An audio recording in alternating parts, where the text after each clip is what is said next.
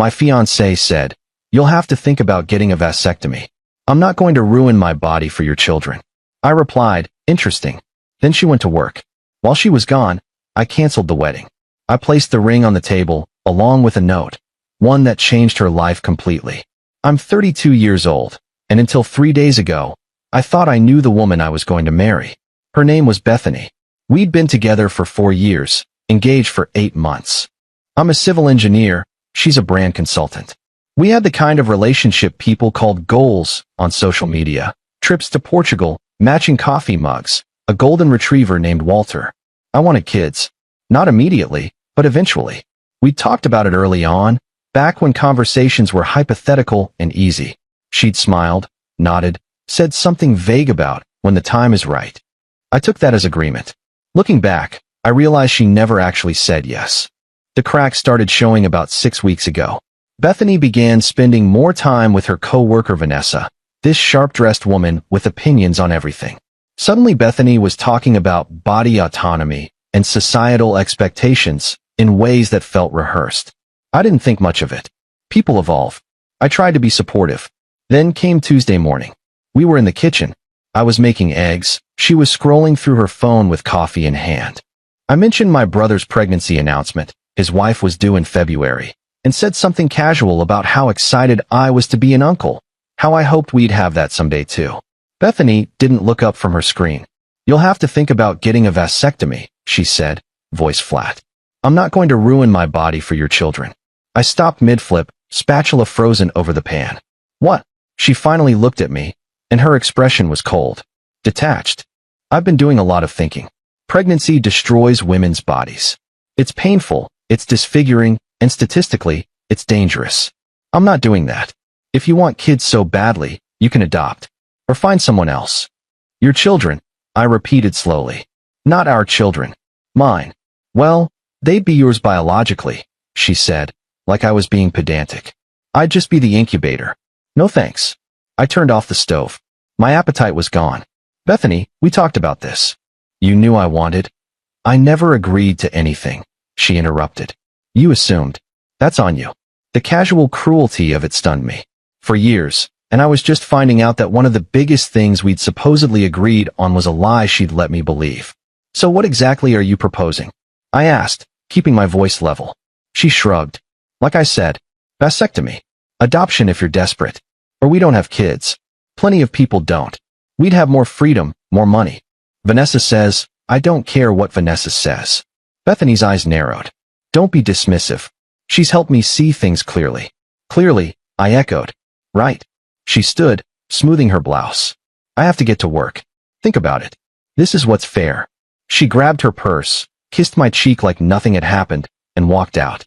I stood in that kitchen for 10 minutes, staring at the half-cooked eggs. Then I called my buddy Aaron. "Dude," Aaron said when I finished explaining. "That's insane. Tell me I'm not overreacting." "You're not.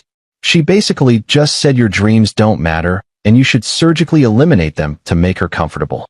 That's not compromise, that's control." I exhaled hard. "What do I do?" "Honestly, you know what you do." I did. I just didn't want to admit it yet. I spent the rest of the day calling vendors.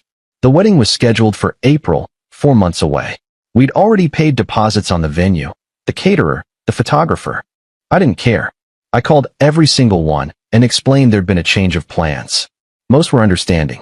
A few were annoyed. I lost about $6,000 between cancellation fees and non-refundable deposits. Worth every penny. The venue coordinator, Patricia, had been the hardest call. "Mr. Hayes, are you absolutely certain? We have a no-refund policy after the 6-month mark." "I understand. Cancel it anyway." "May I ask what happened?" "You two seemed so excited when you booked. Let's just say we discovered we want different things." She'd sighed. "I'm sorry. I hope you find what you're looking for." "Me too." By the time Bethany got home at 6, the apartment was quiet. I'd packed 2 suitcases, my clothes, my laptop, some books. I'd removed my name from the lease. We'd been month to month anyway. Walter was at Aaron's. The engagement ring sat in the center of the dining table, next to a handwritten note. I heard her keys in the door. "Babe," she called. "Why is it so dark in here?" I was sitting on the couch, hands folded. She flicked on the light and saw me. "What's going on?" she asked, frowning. "Read the note," I said. She walked to the table slowly, suspicious. Picked up the paper. I watched her face as she read. Bethany, I've canceled the wedding. All of it. Venue, caterer, photographer, flowers. I've also moved out. My name is off the lease as of Friday. You told me this morning that you won't ruin your body for my children. And you're right. They would be my children, because clearly you never intended to be part of that future. You've known for 4 years what I wanted, and you let me believe we were on the same page. That's not a difference of opinion. That's deception. I don't want someone who sees having a family with me as some kind of personal sacrifice she's unwilling to make. I want a partner who actually wants the same life I do. You're not that person. The ring's yours if you want it. I don't. I hope Vanessa's advice keeps you warm. Bethany's hands started shaking. You canceled the wedding? Every bit of it. You can't just. Nathan, we can talk about this. I didn't mean, yes, you did. I stood up. You meant every word. And honestly, I think you felt this way for a while. You just finally said it out loud. Her eyes filled with tears. This is insane. You're throwing away 4 years over one conversation. One conversation where you told me my life goals don't matter and I should sterilize myself to accommodate you. Yeah, Bethany. That's enough. She dropped the note, rushed toward me. Nathan, please. I love you. We can work this out. I'll think about it. Maybe we can, maybe. I picked up my suitcase. No. I'm not spending the next 5 years waiting for you to think about it, while you resent me for wanting kids. I'm not doing this. Where are you going? Errands. Then I'll figure it out. Bethany's face twisted. The tears stopped. You're being selfish. You're punishing me because I won't destroy my body for you. I'm leaving because you lied to me for 4 years. There's a difference. She grabbed my arm. My mother's going to ask questions. My friends. Everyone's going to. Tell them whatever you want. I said, pulling free. Tell them I'm a monster. I don't care anymore. I left. She didn't follow me. The next 72 hours were a blur. I stayed at errands, fielded approximately 60 text messages from Bethany ranging from apologetic to furious, and ignored calls from her mother and 2 of her friends. Erin's girlfriend, Lauren, brought me coffee and asked if I was okay.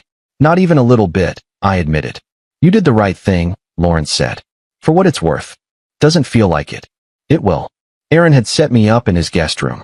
The walls were bare except for a single poster of some indie band I didn't recognize. I lay there the first night, staring at the ceiling, replaying every conversation Bethany and I had ever had about the future. How had I missed this? How had I been so blind? My phone buzzed constantly. Bethany's texts came in waves. Nathan, please. Can we just talk? You're overreacting. This is ridiculous. I can't believe you're doing this to me. Fine. Be that way. You were never mature enough for marriage anyway. I'm sorry. I didn't mean that. Please come home. I didn't respond to any of them. On Thursday afternoon, Bethany's best friend, Simone, called me. I almost didn't answer. Nathan, what the hell is going on? Simone demanded. Bethany's saying you just left. She's devastated. Did she tell you what she said to me? Silence. She said you two had a disagreement about kids. A disagreement, I repeated bitterly. She told me to get a vasectomy because she's not going to ruin her body for my children. She's known for 4 years I wanted a family, and she waited until 8 months into our engagement to drop that bomb. More silence. Then, oh, yeah. Nathan, look, I didn't know it was that bad. She made it sound like you were being unreasonable. I'm sure she did. For what it's worth, I think she's been listening to Vanessa too much. That woman's a lot. She got divorced last year and has this whole thing about men trapping women with kids. Not my problem anymore, I said. I hope Bethany figures it out. I really do. But I'm not waiting around for her to decide whether or not my dreams are worth considering. Simone sighed. I'm sorry. I really thought you two would make it. So did I. That evening my mom called. I'd been dreading it. Nathan, honey, what happened? Bethany's mother called me in tears. I explained the situation as calmly as I could. When I finished, there was a long pause. Oh, sweetheart, Mom said quietly. I'm so sorry. You think I did the right thing? I think you did the only thing you could do. You can't build a life with someone who doesn't want the same life. Dad would have told me to try harder. Your father, she said carefully, stayed in a marriage where he and I wanted different things. And it made us both miserable for years before we figured it out. Don't be like us, Nathan. You're smarter than that. I hadn't expected that. Thanks, Mom. Go be happy. Find someone who actually deserves you. By Friday, word had spread. My brother called, supportive but shocked. A few mutual friends reached out, confused. I told them all the same thing. Bethany and I wanted different lives, and I wasn't interested in compromising on something this fundamental. One friend, Greg, tried to play devil's advocate. Man, don't you think you're being a little extreme? Couldn't you guys have gone to counseling or something? Greg, she told me to get a vasectomy. She called potential children my children, not ours. She's been lying to me for 4 years. What exactly would counseling fix? He didn't have an answer for that. On Saturday morning, I went back to the apartment to get the last of my things. Bethany was there, puffy-eyed and pale. She'd clearly been crying for days. Nathan, she started. I'm just here for my stuff. I talked to a therapist, she blurted out. She said maybe I've been reactive. Because of Vanessa. She thinks I'm pushing you away because I'm scared. I stopped packing. Scared of what? Of losing myself. Of becoming someone's mom and nothing else. Vanessa's always saying that pregnancy is a trap, that women who have kids give up their identities, and I got in my head about it. Bethany, stop. I don't care what Vanessa says. I need you to tell me, do you actually want kids? Not, maybe someday, not I'll think about it. Yes or no? She opened her mouth, closed it, looked at the floor. I don't know. After 4 years, you don't know. It's complicated, it's not, though. You either want them or you don't. And if you don't, that's fine. But you should have told me that 3 years ago instead of letting me plan a future that was never going to happen. Her voice cracked. So that's it. You're just done. I zipped the duffel bag, turned to face her. I think we've been done for a while. We just didn't know it. She started crying again, harder this time. I love you, Nathan. I know. But that's not enough. What if I change my mind? What if you won't? And even if you did, I'd never know if it was real or if you were just trying to keep me. I can't live like that. She sank onto the couch, face in her hands. I felt bad, but not bad enough to stay. I left. For real this time. Update 1 3 weeks later, I'm in a new apartment across town. Walter's with me. Aaron helped me move in, and Lauren brought groceries and a housewarming plant she promised I couldn't kill. I've been hitting the gym, focusing on work, trying not to think about what could have been. Bethany texted me once more, 2 days ago. Just 3 words. I'm sorry, Nathan. I didn't reply. What would I even say?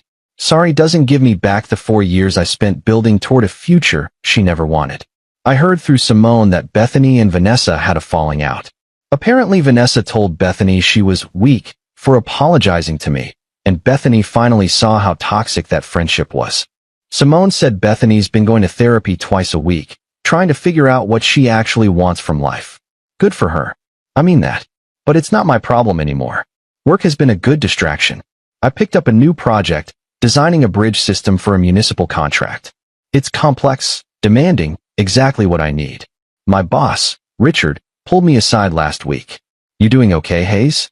Heard about the wedding. I'm fine. Better, actually. He nodded. Good. Take all the time you need, but I'm glad you're here. You're one of my best. That meant more than I expected it to. Last night, I was walking Walter when I ran into a woman from my gym. Her name's Adelaide. We'd chatted a few times, nothing serious. She asked how I was doing, and I gave her the short version. Canceled wedding, fresh start, figuring things out. That takes guts, she said. Most people would have tried to force it. Yeah, well, I'm too old to waste time on maybe. She smiled. Good for you. We talked for 20 minutes. She's a landscape architect, recently moved to the city for work. She has a sense of humor that caught me off guard. Dry, sharp, self-deprecating in the best way. When Walter started pulling toward a squirrel, she laughed. He's got priorities. Always. She gave me her number before we parted ways. If you ever want to grab coffee. No pressure. I'm not ready to date yet, but it felt good to connect with someone who wasn't part of the wreckage. Update 2. It's been 6 weeks now. I'm settling into the new place. I bought actual furniture instead of living out of boxes. I joined a recreational soccer league. I'm sleeping better. My brother's wife had her baby last week, a girl named Iris. I went to the hospital, held my niece, felt that weird combination of joy and grief. This is what I wanted. Not now, but eventually. With someone who wanted it too. You okay? My brother asked when he found me staring out the hospital window. Yeah. She's perfect. You'll have this someday, Nate. With someone who actually wants it. Maybe. Not maybe. You will. I want to believe him. I texted Adelaide 3 days ago. We got coffee yesterday. It was easy, comfortable. We talked about work, about the city, about terrible reality TV shows we're both embarrassed to watch. She didn't ask about Bethany. I appreciated that. When we said goodbye, she touched my arm briefly. This was nice. It was. Let's do it again sometime. I'd like that. I don't know what happens next. Maybe Adelaide and I become friends. Maybe something more. Maybe nothing at all. But at least I'm moving forward. I don't know what's next for Bethany either. Simone mentioned she's been dating someone new, a guy from her yoga class who apparently doesn't want kids either. Good. I hope they're happy. I mean that without bitterness. I look at that ring sometimes, the one Bethany left on the table. I sold it last week. Got about 60% of what I paid. Used the money to buy a new couch and donate to my brother's daughter's college fund. Some part of me will always wonder what might have been if Bethany and I had been honest with each other from the start.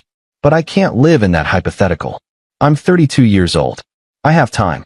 I have options. I have a dog who thinks I'm the greatest person alive and a niece who'll grow up knowing her uncle loves her. And honestly, that's enough for now. I'm not waiting for someone to decide if I'm worth choosing. Next time, I'll find someone who already knows.